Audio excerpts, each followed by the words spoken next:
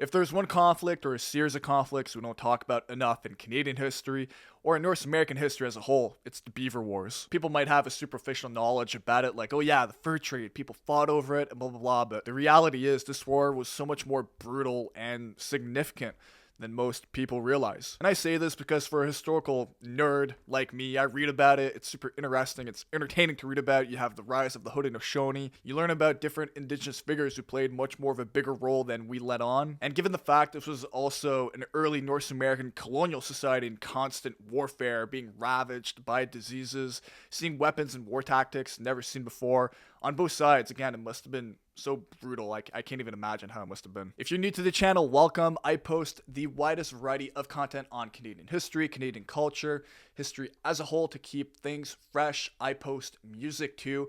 I want to unite Canadians, people from all over the world, wherever you're from, enjoy Canadian culture, entertaining history, niche history, and to provide knowledge, knowledge, prosperity. I don't know what I'm saying.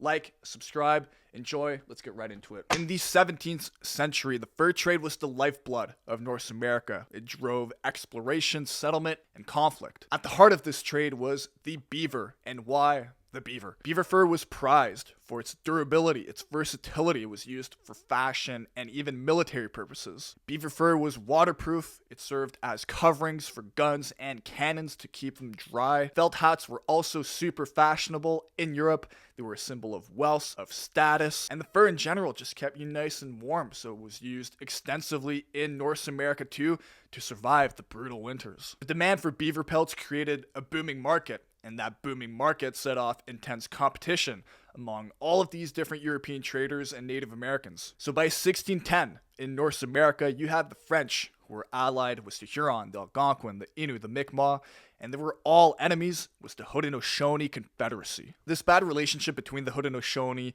and the Huron, the Algonquin, they preceded the arrival of the French, but the French sort of became entangled into it when they joined the Huron and the Algonquin, and then went on a raid against the Haudenosaunee. Anyways, the French, their allies, the Haudenosaunee, they all had the ambition of dominating the fur trade. The Haudenosaunee, who traded with the Dutch, they had exhausted their beaver population within their traditional territory. To remedy that situation, they started expanding into other parts of the continent. And this expansion led to the brutal and protracted conflicts known as the Beaver Wars. Until the 1640s, the Beaver Wars, even though they had kicked off almost 30 years ago at that point in 1610, they were only a series of a couple of little skirmishes with the Haudenosaunee expanding just a bit, since Europeans at that point had never sold too many of their own weapons to indigenous people for different reasons. But this would all change in the 1640s when the Dutch, they saw how much money they were making off of fur in Europe, and they were like, you know what, you can have all the weapons you want, Haudenosaunee. So when the Haudenosaunee got those weapons, they started expanding for real. In the 40s, there were many brutal events which took place on both sides, but in this context, a North American colonial society, there were war practices never seen before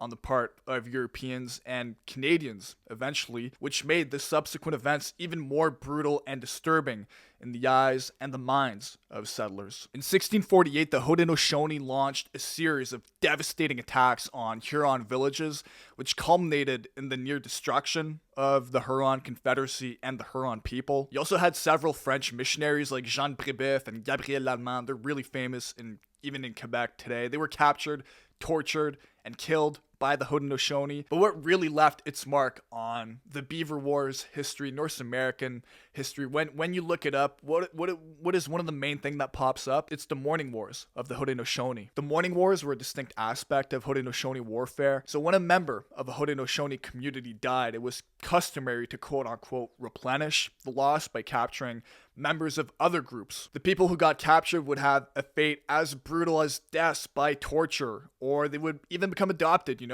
from one end to another. They could become adopted after getting tortured. The nations who were most impacted by the Beaver Wars and Mourning Wars combined together were the Huron, obviously, but also the Petun, the Neutrals, the Erie. Many of these nations were either significantly weakened or completely eliminated or captured and then assimilated into the Haudenosaunee Confederacy as a result of all these wars. So you have all of these factors coming together. You have the presence of Dutch traders, the fur trade, which is incentivizing indigenous people and the Haudenosaunee to expand their territories. You have Mourning Wars combined with diseases, which puts the Haudenosaunee, the French, and really all indigenous people in the Great Lakes region in this constant mode of warfare and expansion. So by the 1650s, the Haudenosaunee, they had become the most feared enemies of the French, the rulers of the Great Lakes, the most powerful confederacy in the eastern woodlands. I have a whole video about that. Go and check it out if you want to learn more about the Haudenosaunee. Let's continue. So while there are horrific stories about what it was like being captured by the Haudenosaunee, I'm not going to go over the whole torture aspect. You can read up on it yourself. But were they the only ones doing it? No. And there are proven records of people who got captured by the Haudenosaunee but then survived or got released. Les Coureurs des Bois, like Étienne Brûlé or Pierre Esprit Radisson, they got captured by the Haudenosaunee, they got tortured but then managed to either escape or they got released. It's history. It's complicated. It's not black and white. Mourning Wars were complicated. They were brutal, but complicated. Now we arrive in 1664, marking a turning point in North American history. As the Haudenosaunee, they're seeing their main trading partners, the Dutch, leave, and now they're stuck with the English, who aren't as keen on trading with them, viewing them more as a nuisance, if we're being honest. On the other hand, you have New France / France from Europe. They're getting their asses handed to them by the Haudenosaunee. Constant attacks on Montreal. They can't develop their fur trading network. It's embarrassing for them. They're being beaten by Native Americans. In 1664, this guy, Pierre Boucher, he writes a text for Louis XIV. And Louis XIV, he's the guy who said, I am the state, l'État, c'est moi. So Pierre Boucher, he writes him a text about New France. And what are the different factors that are preventing New France from really becoming successful? He names the attacks of the Haudenosaunee, the lack of people, and soldiers as the greatest impediment to the growth of New France. So it's because of him that Louis XIV, he's like, I'm going to take New France a lot more seriously, and I'm not going to let the Haudenosaunee, these Native Americans, defeat me. What is that? So Louis XIV, he decides to send les filles du roi, the woman of the king, how you translate it maybe, to help populate New France, and the Carignan-Salière regiment to fight the Haudenosaunee. This marked a turning point in the Beaver Wars, but the brutality of it would not change, it would only ramp up. The French, who sought to protect their trade interests and their allies, they started establishing forts and increasing their military presence all over New France. In 1687, the French forces would lead a raid against the Seneca, which were one of the nations of the Haudenosaunee Confederacy.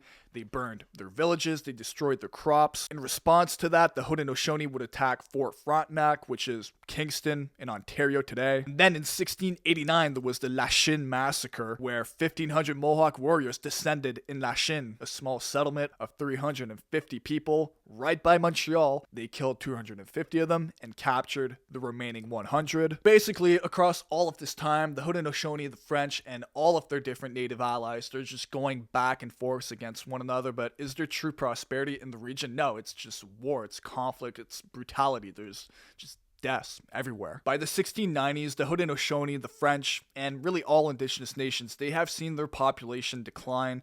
They're ravaged by war, diseases, starvation. So it was finally time, for real now, to make peace. During this time, one figure in particular would rise up and leave such an important but often forgotten legacy. Kondiaronk. Who's Kondiaronk, you might be asking? He's one of the least known figures in Canadian history, but he should be known way more. He had a huge impact on the history, the ending of the Beaver Wars, on the history of Montreal too. Kondiaronk, he's a child of war. Born in the 1620s, Kondiaronk was a Petun chief who grew up seeing his homeland change in the most brutal of ways. He saw the rise of the French, he saw sickness overcoming his people, he witnessed the brutal raids of the Haudenosaunee and the drastic decline of his own people, but he survived all of this. And in 1698, he's an old chief at this point, but is one of the most respected figures in the land. He's a diplomat, a warrior. He's charismatic, a good speaker. He wages war against the Haudenosaunee, but isn't a total, unquestionable ally of the French either. He fights for the independence of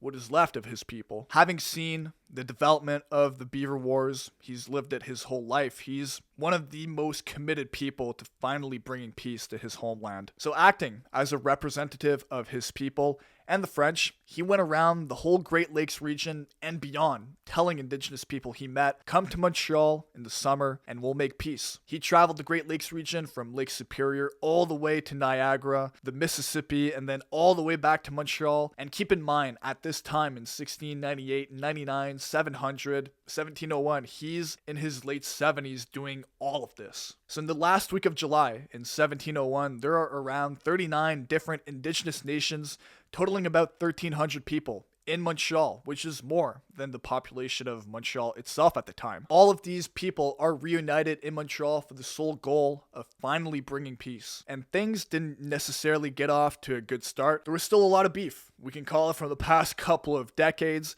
It's not surprising. There were literally genocides, countless raids. It was war, it's intense. It's been going on for almost 100 years at this point. The Haudenosaunee were also being criticized for not bringing back their prisoners they captured during their Mourning Wars. But in response, the Haudenosaunee representatives who came, they said they weren't able to bring the people they had captured because they had been adopted into their nation and they themselves didn't want to leave. And even worse, diseases were spreading all over Montreal, which were affecting Europeans, Canadians, and Indigenous people alike. So come the second week, things aren't looking too good, but Kondiaronk, the man who's single-handedly responsible for gathering all of these people, he stands up and makes a speech that quite literally changes the course of history. In what we know of what happened this day, Kondiaronk would have spoken for more than 2 hours, going over all of the brutal conflicts of the past decades, recounting times the Haudenosaunee might have gone too far, times the French might have too, how he had basically sacrificed his own health and well-being to travel across the country, bring all of these people together, which had never been done before, and all of this supposedly for nothing given how things had been going in the past week. And Kondiaronk had made this speech while being very sick, like many people in Montreal, and at the end of his speech, he would literally pass out. He was brought to the hospital of the city and was declared dead. The death of Kondiaronk made a profound impact on all of the people who had been involved in the Great Peace of Montreal. Kondiaronk was given what is the equivalent of a national funeral today, attended by all of the First Nations, including the Haudenosaunee, which is saying something as they were enemies with the Petuns. And then it was 2 days later, on August 4th, 1701, where the Great Peace of Montreal would be signed, ending almost a decade of warfare between the Haudenosaunee, the French, and all indigenous nations in the region. Here you see a copy of the treaty with many of them having their signatures being animals. Kondiaronk today, he's honored in Montreal, having a belvedere named after him, the Belvedere Kondiaronk, which is on the Mont Royal, the Mount Royal in Montreal. But apart from that, if you don't look deeper into Canadian history, you would know who Kondiaronk is. We don't talk about these figures who are actually monumental in our history. Not only the figures, but the event itself of the Beaver Wars. They had a huge impact on the settlement of New France, of the development of Quebec, of Montreal, and Indigenous nations played a huge role in it, but we don't talk about it. I hope you learned something new about Canadian culture, Canadian history, and I brought you a new perspective on who we are as a people, our history. Thank you all so much for the support. Like, subscribe, stay tuned for more videos like these. Take care, and I'll see you at the next one. Bye.